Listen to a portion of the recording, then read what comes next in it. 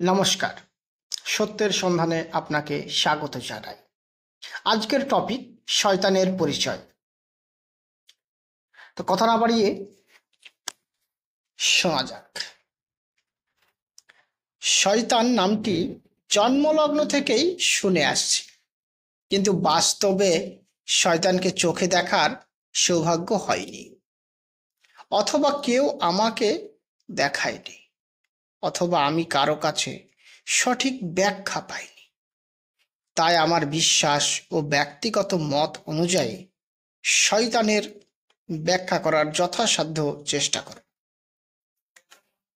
শয়তান কথাটির বাংলা আবিধানিক অর্থ বা মানে হল বদমাশ বা কুগুণাবলী বিশিষ্ট একজন চরিত্রের নাম। এটি একটি সাধারণ মানুষের মুখ নিঃসৃত কথা বা শব্দ ব্যতীত আর কিছুই নয়।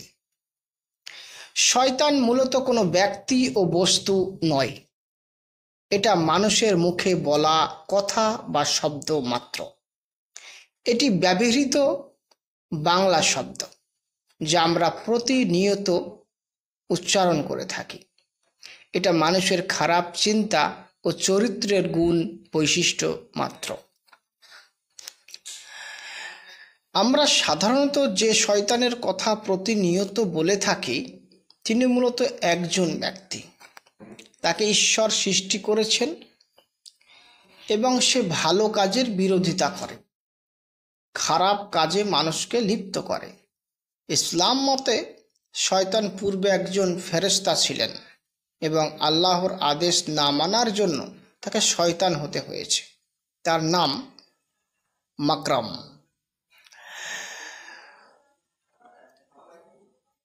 তাহলে অন্য ধর্মমতে শয়তানের নাম, পরিচয়, ঘটনা কি?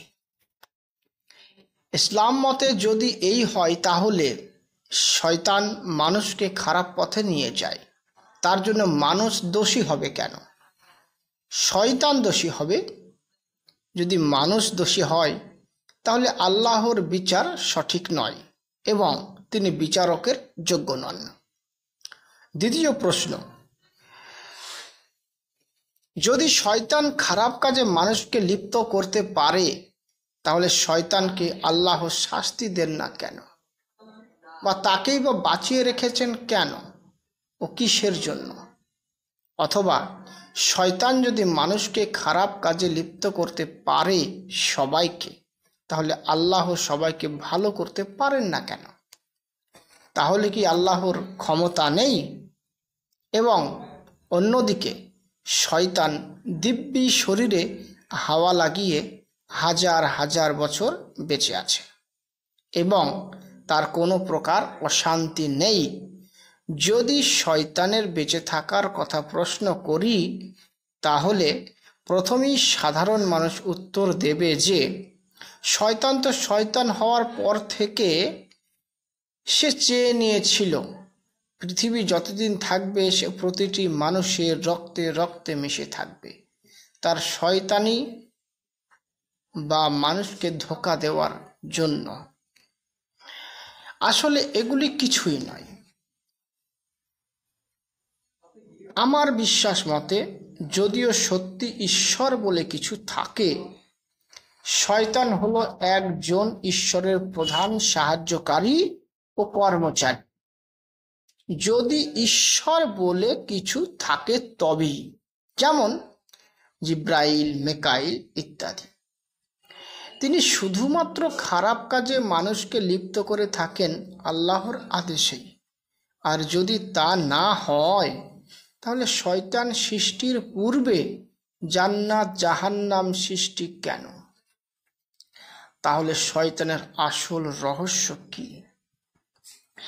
আসল রহস্য হলো, যদি ঈশ্বর থেকে থাকেন তাহলে শয়তান হলো একজন আল্লাহর প্রধান ফেরেশতা, যিনি আল্লাহর আদেশে বা কৌশলগতভাবেই হোক তিনি মানুষকে ধোঁকা দেন এবং সে একজন ফেরেশতা। যদি এই হয় তাহলে মানুষ কেন শয়তানের দোষ দেয়? আর কেনই বা শয়তানের ধোঁকার ফল মানুষ ভোগ করে?